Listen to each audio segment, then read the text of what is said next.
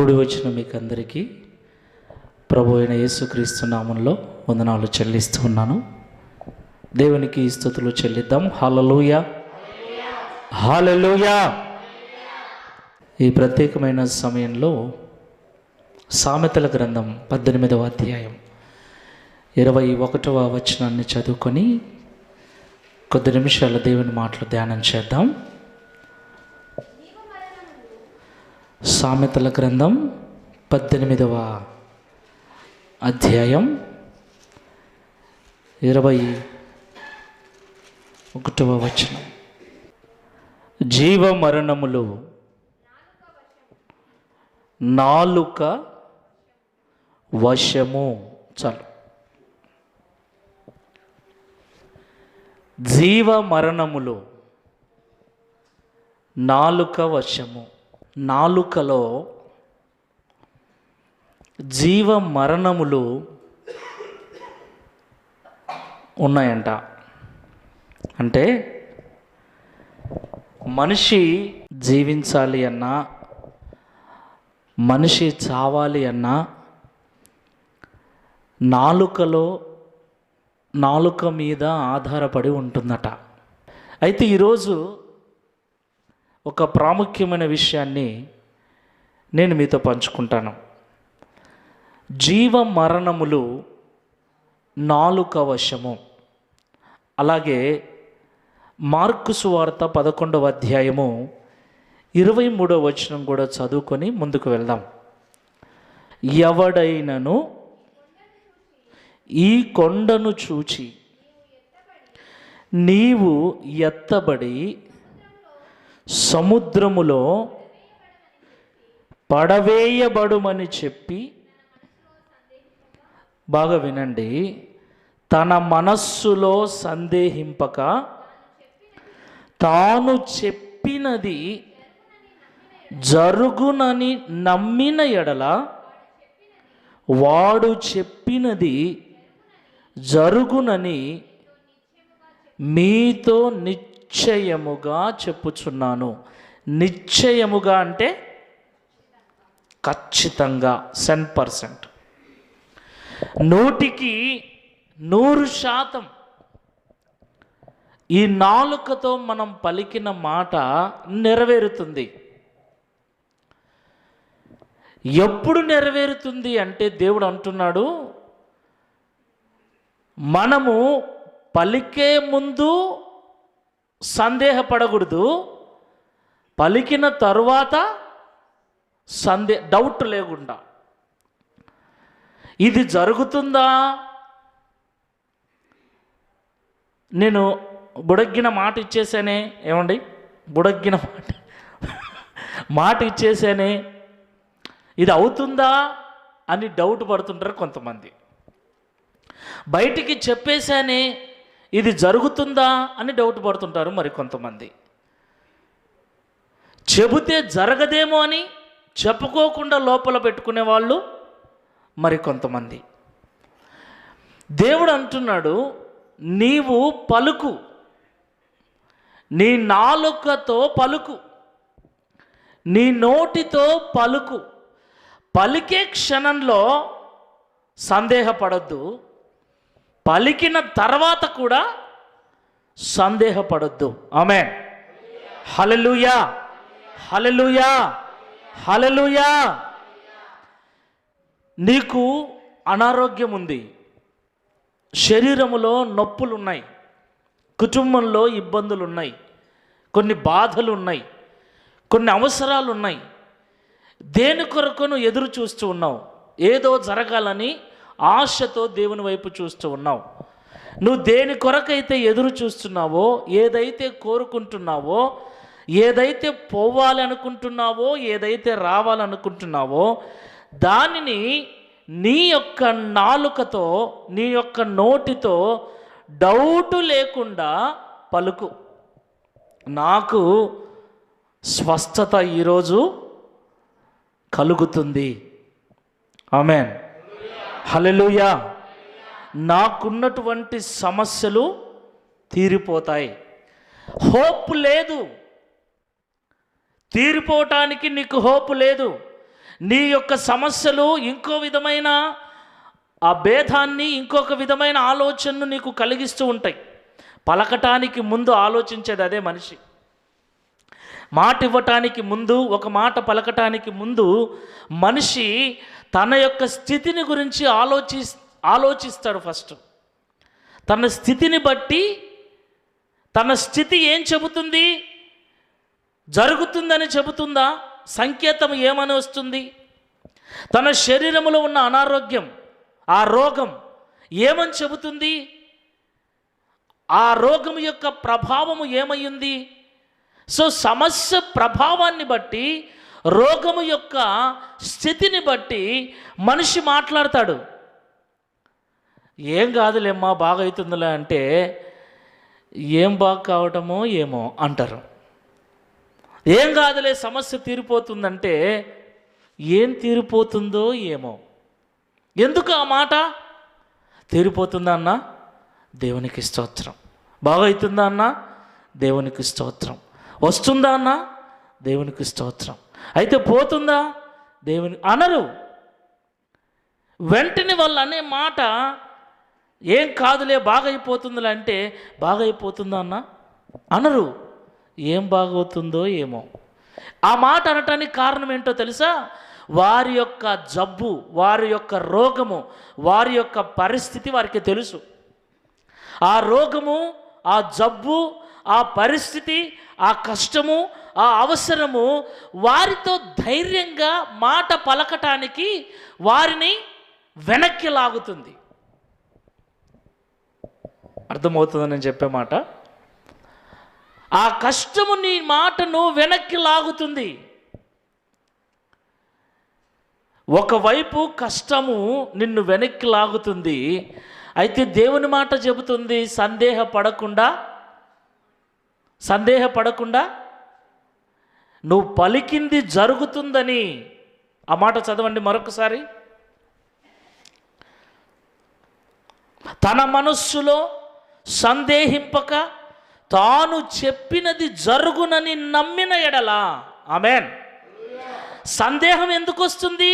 నీ పరిస్థితి నీకు సందేహాన్ని కలిగిస్తుంది.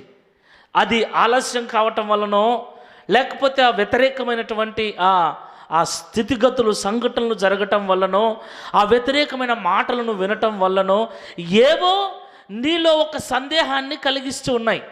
అయితే దేవుడు అంటున్నాడు, నీకు సందేహం కలిగించే వాటన్నిటిని పక్కన పెట్టి నేను చెప్పిన మాటను బట్టి నువ్వు పలుకు. ఆమేన్. హల్లెలూయా, హల్లెలూయా. ఏమండి, ఏమని పలకాలి? ఎన్నన్నా అడ్డంకులుండని, ఎన్నన్నా బలహీనతలుండని, ఎన్నైనా సమస్యలుండని నా దేవుడు సందేహపడకుండా పలకమన్నాడు. కాబట్టి ఇదిగో రోగమా, ఇదిగో బ్రదర్, ఖచ్చితంగా నేను అనుకున్నది సాధిస్తాను, ఖచ్చితంగా నాకు ఉద్యోగం వస్తుంది, ఖచ్చితంగా ఈ రోగం పోతుంది, ఖచ్చితంగా ఈ అప్పులు తీరిపోతాయి, ఖచ్చితంగా నేను అనుకున్నది సాధిస్తా. దేన్ని బట్టి పలకాలి? దేవుని వాక్యమును బట్టి. సందేహము దేన్ని బట్టి వస్తుంది? నీ స్థితిని బట్టి. నా స్థితిని బట్టి నాకు ఎన్నో సందేహాలు కలగచ్చు, దిగులు, బాధ, ఇవన్నీ నీ స్థితిని బట్టి కలుగుతాయి. అనుమానం కలుగుతుంది. అనుమానం అంటే ఇంకొక రకంగా కాదు, పోతుందా పోదా, తీరుతుందా తీరదా, ఇది జరుగుతుందా జరగదా, అనుకున్నది అనుకున్నట్లుగా అవుతుందా కాదా, ఇలాంటి అనుమానం అన్నమాట. అనుమానం కలుగుతుంది. ఈ అనుమానం దేన్ని బట్టి? సిచ్యువేషన్, మన స్థితిగతులను బట్టి. బాధ కూడా అందుని బట్టే, దిగులు కూడా మన స్థితిని బట్టే. బాధ, దిగులు, చింత, వేదన, ఒక్కోసారి ఏడుపు కూడా వస్తుంది, ఏడ్చుకుంటాం కూడా. దేన్ని బట్టి? స్థితిని బట్టి. మన స్థితి మనల్ని ఏడిపిస్తుంది, మన స్థితి మనల్ని బాధ పెడుతుంది, మన స్థితి మనల్ని దిగులు పడేలా చేస్తుంది, మన స్థితి మనకు అనుమానాలని కలిగిస్తుంది, మన స్థితి మనకు సందేహాలను కలిగిస్తుంది. అయితే దేవుని వాక్యం ఏం చేస్తుందంటే ధైర్యపరుస్తుంది. ప్రైజ్ ది లార్డ్, హల్లెలూయా. దేవుని వాక్యము బలపరుస్తుంది, దేవుని వాక్యము ధైర్యపరుస్తుంది, దేవుని వాక్యము దృఢపరుస్తుంది మన హృదయాలను. దేవుని వాక్యానికి మనల్ని భయపెట్టేది తెలీదు. భయంలో ఉన్నవారికి ధైర్యాన్ని కలిగిస్తుంది దేవుని వాక్యం. Praise the lord. దేవుని వాక్యానికి మనల్ని కృంగదీయడం తెలీదు.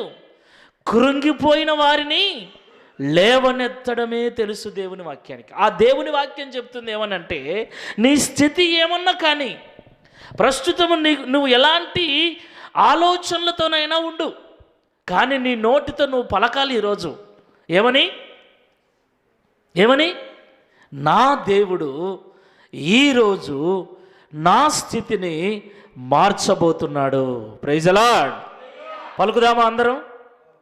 నా దేవుడు ఈరోజు నా స్థితిని మార్చబోతున్నాడు. మనస్ఫూర్తిగా చెప్పండి. నా దేవుడు.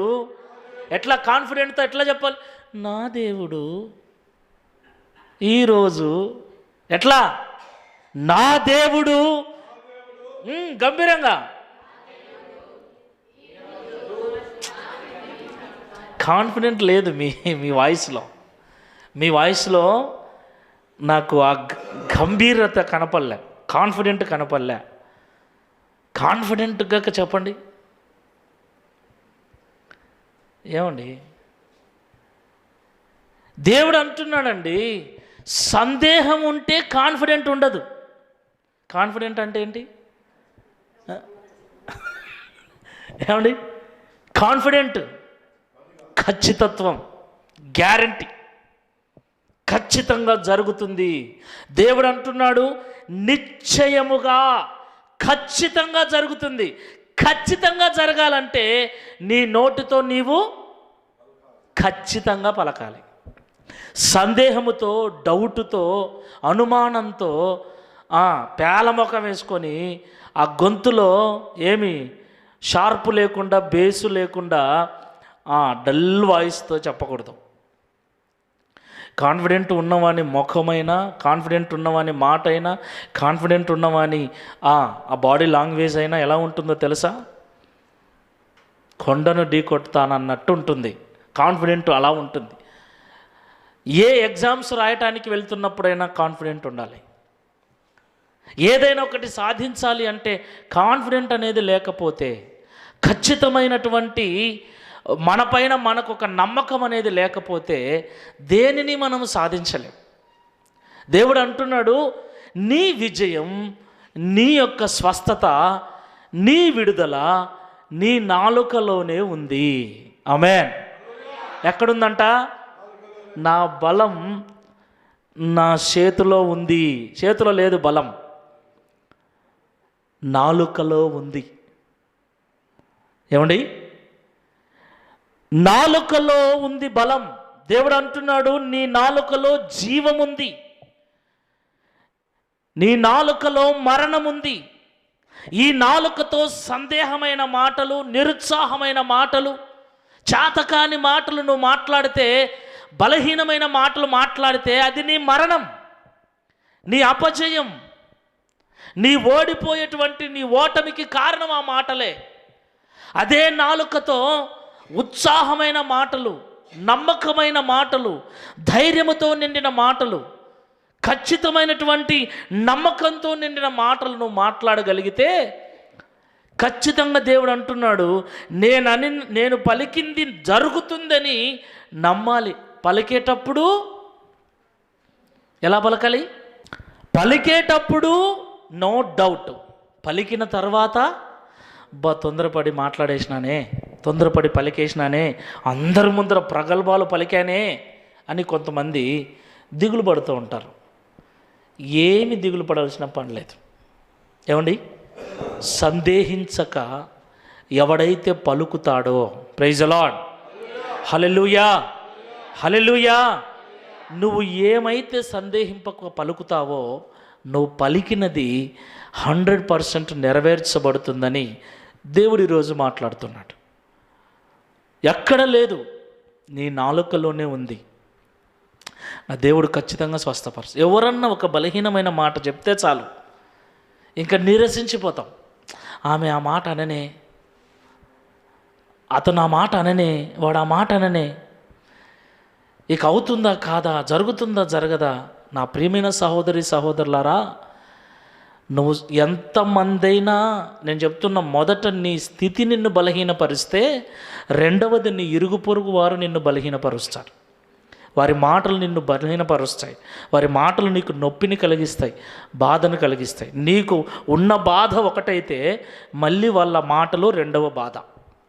ఊరికి ఉండరు, ఊరికే పోయితలు ఊరికే పోరు. ఏం అట్టున్నావే అంటారు.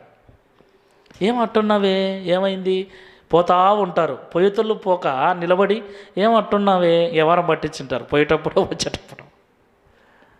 మన స్థితి చెప్పామనుకో, ధైర్యపరిచే మాటలు 4 చెప్పరు. ఎవరు చెప్తారు చెప్పండి? ఇంకా బలహీనపరిచే మాటలే. పొరపాటున అలాంటి పరిస్థితి ఇంకా ఎవరికైనా ముందే జరిగింటే అది కూడా తీసుకొచ్చి మనకే చెప్తారు. మొన్న వాళ్ళు కూడా ఇట్టనే, మొన్న ఆమె కూడా ఇట్టనే, మొన్న ఆయన కూడా ఇట్టనే. అమ్మ 4 రోజులు ఉన్నాడు ఆసుపత్రిలో, 5 రోజే అంటారు. ఇంకా దిగులు పడుతుంది మనకు, ఇంకా రెండో దిగులు. సో ఆల్రెడీ నాకు ఈ జబ్బు ఏంట్రా బాబు అని మనం దిగులు పడుతుంటే, మరలా వాళ్ళు 4 మాటలు. ఆల్రెడీ స్థితి చితికిపోయింది. చిల్లపెంకు తీసుకొని గోక్కుంటున్నాడు. ఎవరు ఎవరు ఒక పక్క భార్య, ఒక పక్క ఈ జబ్బు, ఆస్తులు పోయాయి, పిల్లలు వెళ్ళిపోయారు, చనిపోయారు. ఏం చేయాలో తెలియని స్థితిలో బాధపడుతూ ఉంటే మళ్ళా ఏంటి, ఓదార్చడానికి చూడ్డానికి వచ్చిన స్నేహితులే మాట్లాడటం. ఇదొక బాధ అయితే దానికి మించిన బాధ అది. కానీ ఆ రోగంలోనే, ఆ బాధలోనే యోబు ఒక మాట పలికాడు. ఏంటది? 19వ అధ్యాయం, యోబు గ్రంథం 19వ అధ్యాయం 25, 26, 27 వచనాలు. అయితే నా విమోచకుడు సజీవుడనియు, తరువాత ఆయన భూమి మీద నిలుచుననియు నేనెరుగుదును. ఈలాగు నా చర్మము చీకిపోయిన తరువాత శరీరముతో నేను దేవుణ్ణి చూచెదను. నా మట్టుకు నేనే చూచెదను, మరి ఎవరునూ కాదు. నేనే కన్నులారా ఆయనను చూచెదను. నాలో కృషించి ఉన్నవి, లోపల కృషించిపోతున్నాయి, బయట కృషించిపోతున్నాయి. జబ్బుతో బాధపడుతున్న ఆ స్థితి ఒకవైపు అయితే, ఈ వచ్చిన వాళ్ళు తలా ఒక మాట మాట్లాడుతున్నారు.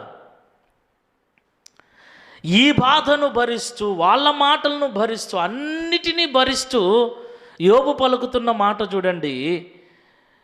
నా శరీరము ఇలాగే చీకిపోయిన తర్వాత, కుళ్ళిపోయిన తర్వాత, కంపు కూడా ఇట్లా కుళ్ళిపోని చర్మం ఇలాగే, నేను ఇలాగే నాశనం అయిపోని, ఒకరోజు నా దేవుణ్ణి నేను చూస్తాను. ప్రైజ్ ది లార్డ్, హల్లెలూయా, హల్లెలూయా.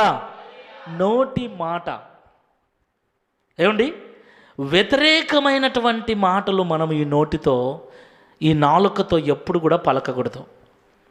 ఇక ఏముంది నా స్థితి, ఇక ఏంటి అయిపోయింది, ఇక నా పరిస్థితి అయిపోయింది, ఇక ఏం బాగవుతుంది, ఇక నేనేం బాగుపడతాను. ఎప్పుడు కూడా మన గురించి కానీ, మన పిల్లల గురించి కానీ, మన నాలుకతో వ్యతిరేకమైన మాటలు మాట్లాడకూడదు. ఎందుకు మాట్లాడకూడదంటే ఆ మాటలు నెరవేరుతాయి. దేవుడు అదే అంటున్నాడు, నెరవేరుతాయి ఆ మాటలు. నువ్వు మనస్ఫూర్తిగా కోరుకున్నావు అనుకో, సందేహపడకుండా నాశనం కావాలని కోరుకున్న అవతల వ్యక్తి నాశనం అయిపోతాడు తెలుసా. ఏడుస్తూ, అందుకే దేవుడు అంటాడు, మిమ్మల్ని శపించు వారి కొరకు మీరు ప్రార్థన చేయండి. ఎందుకంటే మనకు అన్యాయం చేసిన వారి మీద మనకు బాధ, కాబట్టి వాళ్ళు నాశనం కావాలని మనము మనస్ఫూర్తిగా ఏడ్చి ప్రార్థన చేస్తాం. కన్నీళ్లతో ఏడ్చి ప్రార్థన చేస్తే ఆ ప్రార్థన నెరవేరుస్తాడు దేవుడు. అందుకే దేవుడు ఏమంటున్నాడంటే, ఒకవేళ పొరపాటున మీరు అలా చేస్తారేమో, అలా చేయకుండా మనస్ఫూర్తిగా వారిని మీరు క్షమించండి, వారి కొరకు మీరు ప్రార్థన చేయండి. చూడండి దేవుడు మన యొక్క ఆలోచనని ఎలా మారుస్తున్నాడు. ఈ నాలుకతో మనం పలికేటువంటి పలుకు, ఈ నాలుకతో మనం మాట్లాడే మాట శాపవచనమైతే అది నెరవేరుతుంది, ఆశీర్వచనమైతే అది కూడా నెరవేరుతుంది. శాపవచనములు మనం పలకకూడదనే ఆశీర్వచనములు పలకాలి. అలా ఆశీర్వచనములు పలికిన వాడు నిజమైన క్రైస్తవుడని కూడా బైబిల్ సెలవిస్తుంది. జీవము మరణము మన నాలుకల్లోనే ఉంది, యోబు పలికినట్లుగా. అందుకే యోబు గురించి ఒక చక్కటి మాట రాయబడింది, చదువుదామా? పరిశుద్ధ గ్రంథంలో 2వ అధ్యాయం 10వ వచనం. అందుకతడు, మూర్ఖురాలు మాట్లాడినట్లు నీవు మాట్లాడుచున్నావు, మనము దేవుని వలన మేలు అనుభవించుదుమా, కీడును మనము అనుభవింప తగదా అనెను. ఈ సంగతులలో ఇంత జరిగిన తర్వాత ఏ విషయమే కానీ, పిల్లలు చనిపోయినప్పుడు కానీ, ఆ ఆస్తులన్నీ వెళ్ళిపోయినప్పుడు కానీ, భార్య వచ్చి తన మీద వ్యతిరేకమైన మాటలు మాట్లాడుతున్నప్పుడు కానీ, ఏ విషయంలో కూడా తను ఆశ్చర్యపడి ఆ నాలుకతో వ్యతిరేకమైన మాట ఒకటి కూడా మాట్లాడక రాయబడిన మాట చూడండి. ఏ విషయమందును యోబు నోటి మాటతోనైనను పాపం చేయలేదు. ప్రైజ్ ది లార్డ్, హల్లెలూయా. నోటి మాటతోనైనను పాపం చేయలేదు. ఏమండి, ఎన్ని రకాల పాపాలు! నోటితో పాపం, కళ్ళతో పాపం, నోటితో మాట్లాడే మాటలో పాపం ఉంది. అందుకే పాపపు మాటలు మనం మాట్లాడకూడదు, పాపపు చూపు మనం చూడకూడదు, పాపపు ఆలోచనలు మనం చేయకూడదు. దేవుడు అంటున్నాడు, మరణము జీవము నీ నాలుకలోనే ఉన్నాయి. నేను బాగుపడతాను అనుకుంటే నువ్వు బాగుపడతావు, నా పని అయిపోయింది అనుకుంటే అయిపోతుంది. ఎదుటివాడు బాగుండాలని మనస్ఫూర్తిగా పలికితే వాడు బాగుంటాడు, వాడు నాశనం అయిపోవాలని నువ్వు మనస్ఫూర్తిగా పలికితే కూడా నాశనం వాడు నీ పలుకు ద్వారా నాశనం అయిపోతే మరి నీకు ఏమండి? అంటే దేవుని పిల్లల మాట ఎలా ఉండాలన్నది ఈరోజు మనము జ్ఞాపకం చేసుకుందాం. ఆ రోజు వ్యతిరేకమైన మాటలు మాట్లాడితే ఏమవుతుందో తెలుసుకున్నాం. ఈరోజు మన స్వస్థత, మన విడుదల, మన రక్షణ. ఎందుకంటే బైబిల్లో రాయబడింది, రోమపత్రిక 10వ అధ్యాయం 9వ వచనం. అదేమనగా, యేసు ప్రభువని నీ నోటితో ఒప్పుకొని, ఏమండి, యేసు ప్రభువని దేంతో ఒప్పుకోవాలి? నీ నోటితో ఒప్పుకొని, దేవుడు మృతులలో నుండి ఆయనను లేపనని నీ హృదయమందు విశ్వసించిన ఎడల నీవు రక్షించబడుదువు. మనిషి రక్షించబడాలంటే మొదట నోటితో ఒప్పుకోవాలి, తర్వాత హృదయంలో విశ్వసించాలి. నేను హృదయంలో నమ్మానులే అంటే కాదు, నేను యేసుప్రభు నా గుండెల్లోనే ఉన్నాడు అంటుంటాడు ఒక్కొక్కడు. ఏడా? దేవుడు నా గుండెల్లోనే ఉన్నారు అంటుంటాడు ఫుల్గా తాగి. మీ దగ్గర ఏడున్నారా? దేవుడు నా దగ్గరే ఉన్నాడు. మీకేడ కనపడతాడే దేవుడు? నాకు కనపడతాడు ప్రతి ఆదివారం అంటుంటారు. ఏమండి, లేవరా?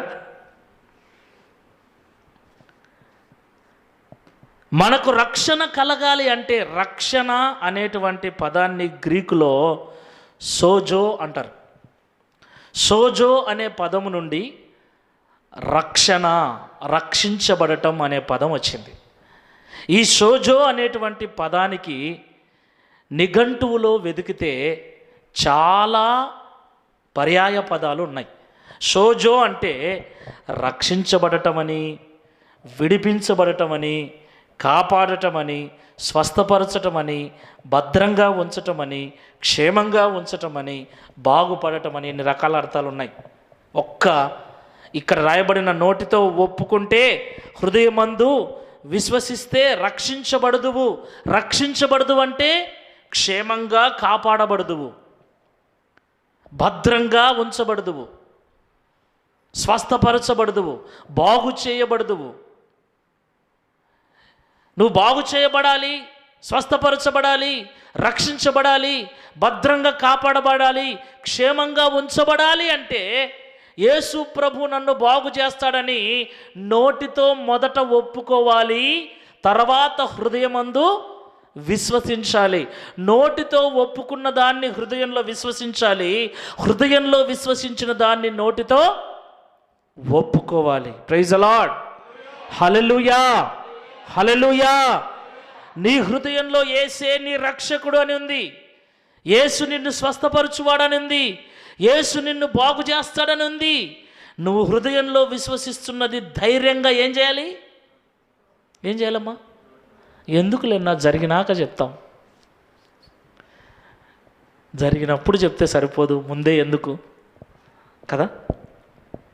మనం అంత తెలివైన వాళ్ళం కాబట్టే దేవుడు ముందే ఏమంటున్నాడు? నోటితో ఒప్పుకో. నువ్వు నోటితో ఒప్పుకోకుండా హృదయంలో దేవుడు ఉన్నాడు అనేది ఎవనికి తెలుసు? నీ గుండెకాయ శీర్షాలంగిట చూడర్రా నా భక్తి అని. నీ గుండెకాయ తెలిసి నీ విశ్వాసం ఎవరికి కనపడుతుంది? నోటితో నువ్వు ఒప్పుకుంటే మాకందరికీ. అందుకే బాప్తిసం ఇచ్చేటప్పుడు సేవకుడు ఏం చేస్తాడు? ఈ మధ్య సేవకుడు మంది ఎక్కువైనారనుకో, ముంచడం లేపడం, ముంచడం లేపడం. మీరు చూడండి యూట్యూబ్లలో, ముంచుతుంటారు, లేపుతుంటారు, ఇంకా పోతుంటారు. ఒప్పుకోలేది ఏమండి? దేవుడు అంటున్నాడు నీ హృదయంలో విశ్వసించినవులే ఇంకపా, అందుకేలే నువ్వు వచ్చినావులే ఇంకపా. కాదు, అందరికీ వినబడినట్లుగా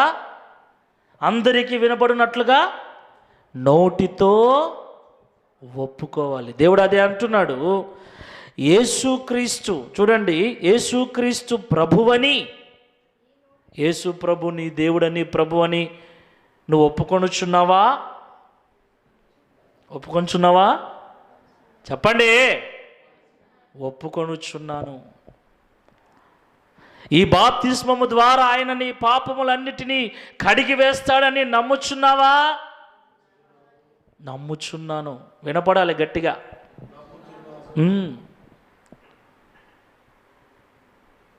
యేసుక్రీస్తు రెండవ రాకడలో వచ్చినప్పుడు ఆయనతో నిన్ను తీసుకుని వెళతాడని నమ్ముచున్నావా? ఇవి పలకకుండా మీరు బాప్తిసం తీసుకుంటే మళ్ళీ తీసుకోరి. వాక్యం చెబుతుంది నోటితో ఒప్పుకొని, చెప్పండి, నోటితో ఒప్పుకొని హృదయములో విశ్వసించాలి. నోటితో ఒప్పుకోకపోతే కష్టం. నీ హృదయంలో దేవుడు నన్ను బాగు చేస్తాడని నమ్మకం ఉంటే ధైర్యంగా నీ పక్కనోళ్ళకు చెప్పు, అక్క నా దేవుడు నన్ను బాగు చేస్తాడని. ఆమేన్, హల్లెలూయా. నీకు కావలసింది ఏదో అది దేవుడు నీకు తప్పకుండా ఇస్తాడు అని నీకు నమ్మకం లోపల ఉంటే, లోపలున్న నమ్మకాన్ని నీ నాలుకతో పలికేటప్పుడు 2 విషయాలు గుర్తుపెట్టుకోవాలి. 1, సందేహము లేకుండా పలకాలి. ఏముండకూడదు? No doubt. పలికిన తర్వాత ఆలోచన చేయకూడదు. ఇంకా ఏమండి, పలకక ముందు సందేహం ఉండకూడదు, పలికిన తర్వాత సందేహం ఉండకూడదు. పలకక ముందు సందేహం ఉన్నా, పలికిన తర్వాత సందేహం ఉన్నా అది ఎట్లా జరుగుతుంది అనేది నీకు నాకు అనవసరం. మీ స్థితి మిమ్మల్ని బలహీనపరిచి మీ ఆలోచనలను మార్చి పక్కదారి పట్టించే విధంగా చేయొచ్చు, పక్క ఆలోచనలకు తీసుకెళ్ళొచ్చు. సో అలాంటి ఆలోచనలకు తావివ్వకుండా సరైన రూట్లో ప్రభు యొక్క వాక్యాన్ని బట్టి ధైర్యంగా మీ స్థితి మారుతుంది, దేవుడు మారుస్తాడని ఈ నోటితో పలకండి. మీ హృదయంలో ఉన్న విశ్వాసాన్ని నోటి మాట ద్వారా బయటికి తెలియచేయండి. అప్పుడు దేవుడు కార్యం చేస్తాడు. Praise the lord. జరిగిన తర్వాత నేను చెప్తాలే, జరిగినప్పుడు చెప్తాలే అంటే అది చాలా దొంగ మాట. అసలు అది చాలా దొంగ మాట. చాలా మంది దొంగలు ఉన్నారు ఈ విశ్వాసులలో. ఇట్టేటోళ్ళు, ఇలాంటి దొంగలు చాలామంది ఉన్నారు. జరిగిన తర్వాత ఇప్పుడు ఎందుకులే, జరిగినప్పుడు చూసుకుందాంలే, జరిగినప్పుడు చెప్దాంలే, నేను ఒక మాట అనుకున్నా మనసులో, చెప్తలే అంటారు ఒకళ్ళిద్దరు. ఏమండి, నేను ఒకటి అనుకున్నా, ఏమనుకున్నామంటే చెప్తలే అప్పుడు. ఎప్పుడండి? జరిగినప్పుడు. జరగకపోతే ఇంకంతే, చెప్పం. దేవుడు అంటున్నాడు, నువ్వు ఏమనుకుంటున్నావో దాన్ని చెప్పేసేయి. ఆమేన్, హల్లెలూయా. పలికే ముందుగా నీ స్థితి నిన్ను వెనక్కి లాగినా దాన్ని పట్టించుకోకు. సందేహపడకుండా పలికినప్పుడు, నోటితో ఒప్పుకున్నప్పుడు దేవుడు కార్యం చేస్తాడని వాక్యం చెబుతుంది. కాబట్టి ఆ వాక్యాన్ని బట్టి ధైర్యంగా పలుకుదాం. మనం పలికిన పలుకును బట్టి దేవుడు కార్యం జరిగిస్తాడు. హల్లెలూయా. నోటితో ఒప్పుకో, నోటితో పలుకు. ఏమని పలకాలి? ఏమా, నీ స్థితి ఈరోజు ఏమయ్యిందో, నీకేం కావాలనో ఈరోజు దేవుడు నాకు ఇస్తాడు. ఆమేన్, హల్లెలూయా. నా దేవుడు నాకు ఖచ్చితంగా ఇస్తాడు అని నువ్వు ఈ నాలుకతో పలికినప్పుడు, ఈ నోటితో ఒప్పుకున్నప్పుడు ఆయన తప్పకుండా నువ్వు అనుకున్న దాన్ని దేవుడు నీకు ఇస్తాడు. అది మంచిదైతే ఇది కూడా చూసుకోవాలి. ఏది పలికినా ఇస్తాడా? సందేహపడకుండా. ఏం కోరుకున్నా ఇస్తాడా అంటే మరి క్రైస్తవులం మనం ఏది పడితే అది కోరకూడదు కదా. దేవుని పిల్లలం ఏవి పడితే అవి అడగకూడదు కదా. ఏమండి, అడగాల్సినవి అడగకూడనివి కొన్ని ఉంటాయి. దాన్ని మనమే మన విచక్షణతో మన జ్ఞానముతో ఆలోచించుకొని ప్రభువుని అడగాలి. ఏది అడిగితే మేలు, ఏది అడగకుంటే మేలు. అది మేలు అయినప్పుడు నో డౌట్, అంతే. ఆమేన్, హల్లెలూయా. అది మంచిదే అయినప్పుడు నో డౌట్. ఎలాంటి ఇంకా ఈ ప్రపంచమంతా ఒక పక్క చేరి, ఏమండి, నలుగురు స్నేహితులు, భార్య, పనోళ్ళు, ఎంతోమంది దారిన పోయితోళ్ళు వచ్చేతోళ్ళు, ఏమరా వీనికి ఇట్టాటి గతి పట్టింది, ఏమిరా వీడు లాస్ట్కు చిల్లపెంకు తీసుకొని బూడిద పోసుకుంటున్నాడు, ఏంట్రా ఈయనకి ఇలాంటి గతి పట్టింది, వీడు ఎన్నాళ్ళు బతుకుతాడు, ఇంకా అయిపోయింది ఈయన పని అని ఊరల్లా కోడై కూస్తున్నా కూడా దేవుని మీదే ఆయన మనసు పెట్టుకున్నాడు. నోటి మాటతో పలుకుతున్నాడు, నా దేవుణ్ణి నేను చూస్తాను. ఆ మాట అన్నాడు. తర్వాత అధ్యాయంలో చూస్తే మాట్లాడుతూ ఉండంగానే సర్ర సర్ర సర్ర సర్ర సర్ర సర్ర సర్ర ఏమొచ్చింది? సుడిగాలి. ఏమొచ్చింది? సుడిగాలి వచ్చి ఏమొచ్చింది? సుడిగాలి వచ్చే ఏమండి, సుడిగాలి వచ్చే ఫు ఫు ఫు ఫు అంటుంటారు. ఏమంటారు? ఫు ఫు ఫు ఫో ఫో అటవా. ఏంటికి? సుడిగాలిలో దయ్యాలు ఉంటాయని. యోబు గ్రంథంలో చూడండి, సుడిగాలిలో ఏముందో తెలుస్తుంది. 38వ అధ్యాయం 1వ వచనం. అప్పుడు యెహోవా సుడిగాలిలో నుండి ఈలాగున యోబుతో మాట్లాడుతున్నాడు. ఎక్కడి నుంచి? ఆ సుడిగాలి వచ్చే దయ్యం అనుకోకండి. ఒకవేళ దేవుడు మీతో మాట్లాడడానికి ఏమన్నా వస్తున్నాడేమో. ఏమండి, దేవుడు ఏ రూపంలోనైనా మాట్లాడవచ్చు. ఇంతవరకు సుడిగాలంటే దయ్యం అనే అనుకున్నాం. సుడిగాలంటే దయ్యం కాదు, గుర్తుపెట్టుకోండి. సుడిగాలిలో దేవుడు ఉన్నాడు. ఆమె అన్ని సుడిగాలిలలో ఉంటారని నేను చెప్పట్లేదు, కానీ సుడిగాలిలో మాత్రం యోబు దగ్గర సుడిగాలి వచ్చింది. సుడిగాలి అంటే ఏందిరా? సుడిగాలి అంటే ఏందమ్మా?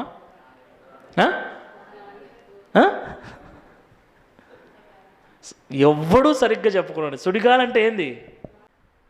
గాలి సుడి తిరుగుతుంది. సుడి తిరిగేటప్పుడు అక్కడ ఉన్న చెత్త చెదారము కాగితాలు ఏవైతే అవి ఉండేటివన్నీ దాంతోపాటు సుడి తిరుగుతాయి.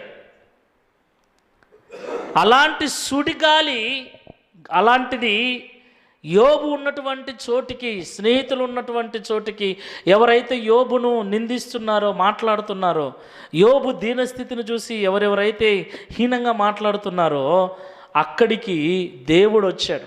ఆ సుడిగాలి వస్తే ఆ సుడిగాలిలో నుండి దేవుడు యోబుతో మాట్లాడుతున్నాడు. ఏమని మాట్లాడతాడు? అస్సలు భలే ఉంటాయి దేవుడు మాట్లాడే. ఎవరు వీళ్ళందరూ ఎవరు నీ గురించి మాట్లాడుతున్నా, అసలు ఎవరు వీళ్ళు అంటాడు దేవుడు. ఆ నుంచి చదివితే దేవుని మాటలు చాలా బాగుంటాయి. అసలు ఎవరు వీళ్ళు?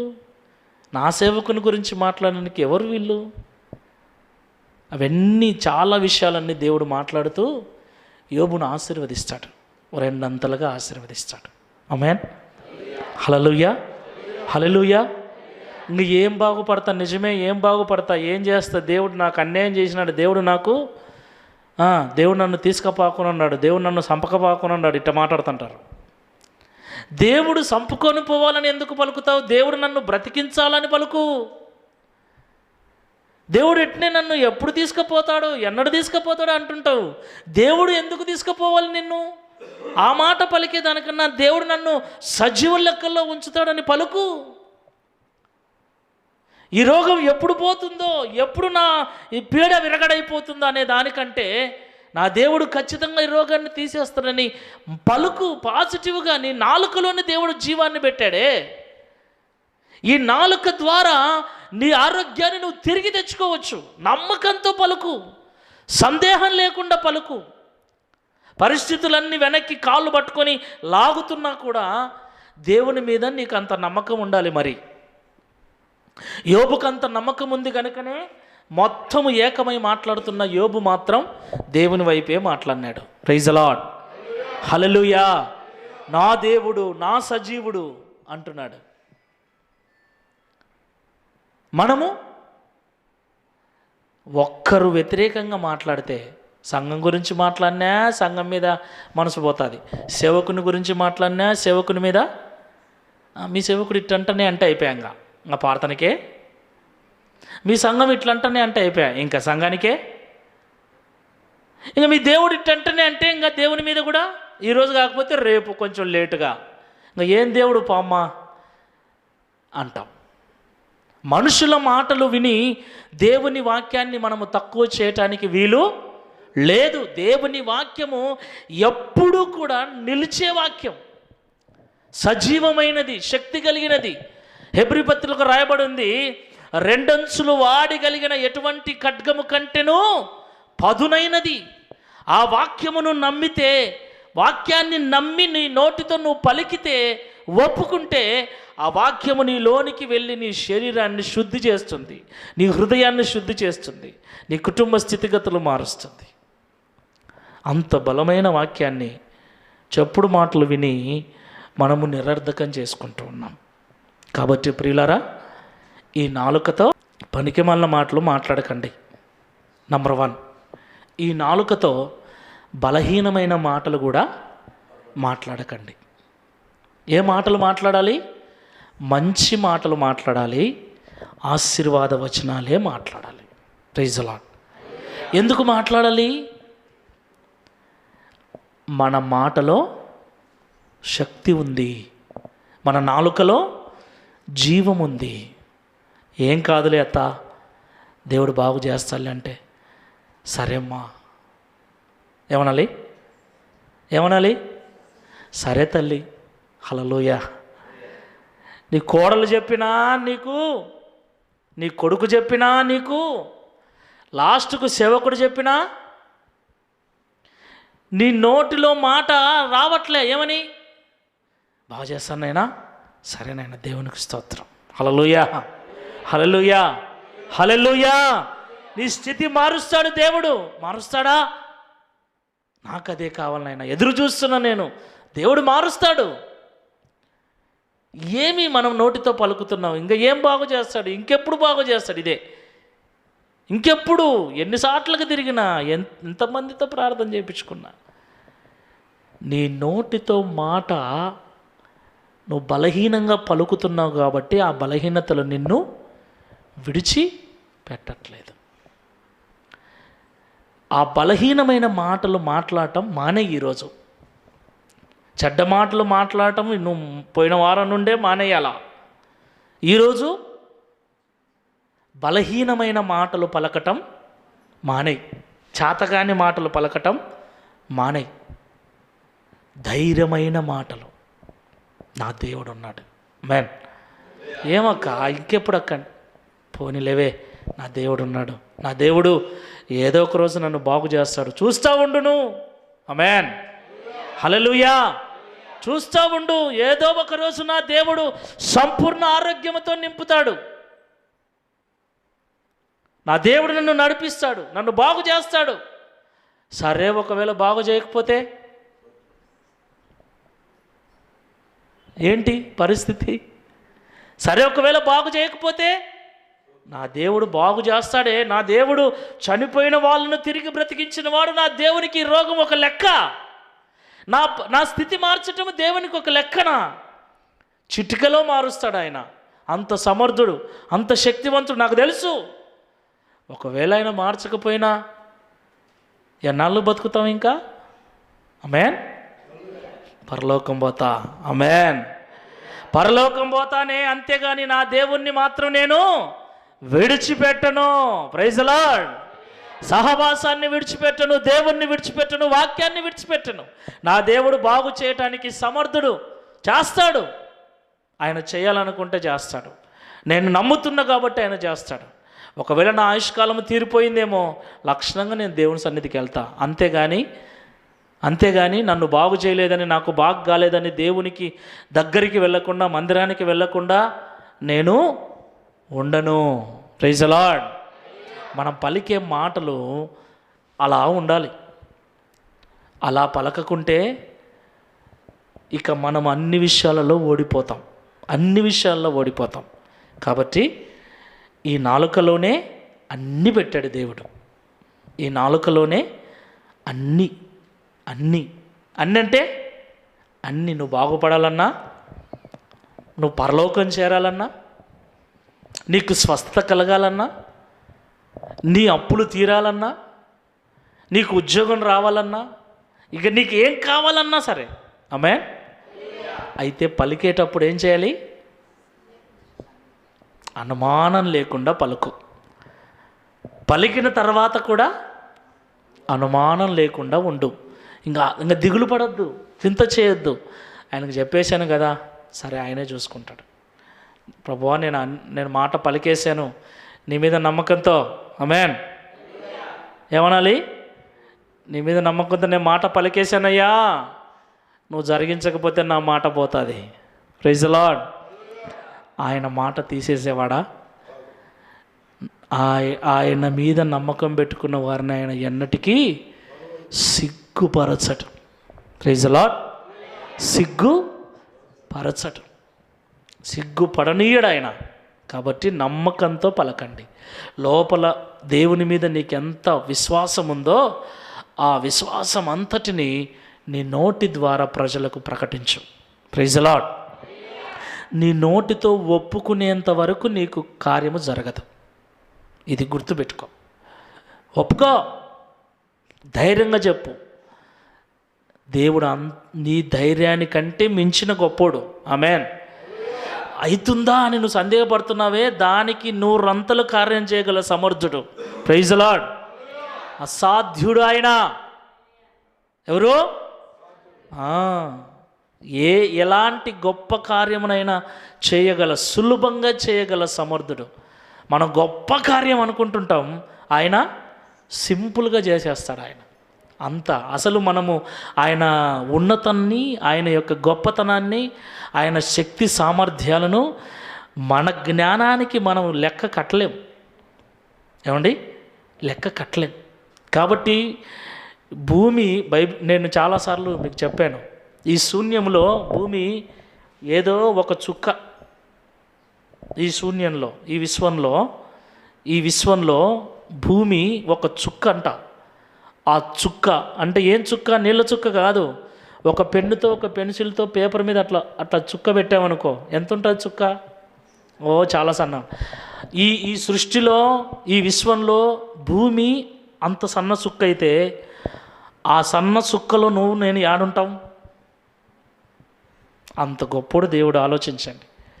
కాబట్టి మన సమస్య భూమే అంత సుక్క, దాంట్లో మన సమస్య కదా మనకు అనిపిస్తుంది కదా. కాబట్టి అంత గొప్ప దేవుడు మనకున్నాడు. కాబట్టి ధైర్యంగా ఉండండి. నోటితో ధైర్యంగా పాజిటివ్ వచనాలు పలకండి, పాజిటివ్గా మంచి విషయాలు పలకండి. తప్పకుండా ఆ కాన్ఫిడెంట్తో పలకండి, సందేహపడకుండా. దేవుడు కార్యం చేస్తాడు. ఈ మాటలు దీవించి అట్టి కృపను అనుగ్రహించును గాక.